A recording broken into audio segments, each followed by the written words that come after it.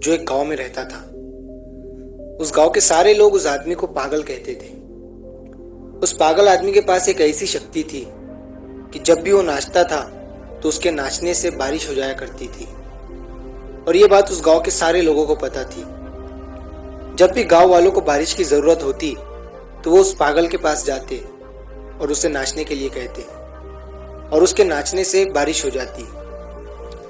तो एक दिन उस गांव में शहर से 4 लड़के आते हैं और जब वो चारों भी लड़के ये बात सुनते हैं कि एक आदमी के नाचने से बारिश हो जाती है तो वो हंसने लग जाते हैं। और जब वो ये बात सुनते हैं कि ये सब एक पागल करता है तो तब तो वो और भी ज्यादा हंसने लग जाते हैं। वो चारों भी लड़के उस पागल से मिलते हैं और मजाक करते हुए उस पागल से कहते हैं कि ये तो हम भी करके दिखा सकते हैं, नाच कर बारिश तो हम भी कर सकते हैं। तभी उस गांव के सारे लोग इकट्ठा होते हैं और वो चारों भी लड़के नाचना शुरू करते हैं। आधे घंटे के बाद उनमें से एक लड़का थक जाता है और साइड में बैठ जाता है।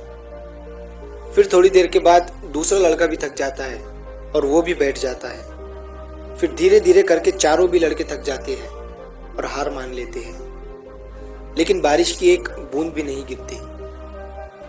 अब वो चारों भी लड़के उस पागल को नाचने के लिए कहते हैं।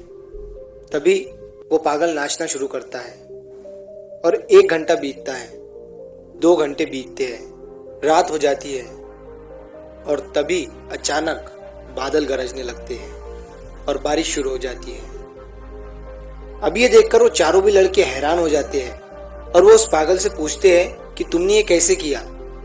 तभी वो पागल चारों लड़कों से कहता है कि मैं सिर्फ 2 बातें ध्यान में रखता हूँ। पहली ये कि मैं इस बात पर इतना यकीन करता हूँ कि मेरे नाचने से बारिश होंगी ही होंगी, और दूसरी ये कि मैं तब तक नाचता हूँ जब तक बारिश नहीं हो जाती।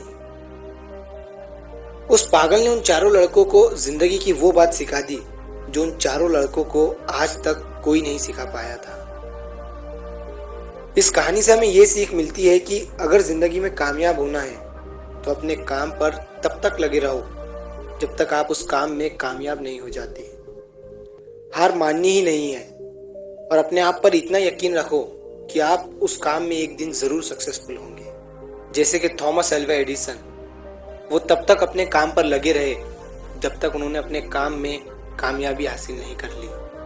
उन्होंने 10,000 बार कोशिश की और तभी बल्ब का आविष्कार हुआ।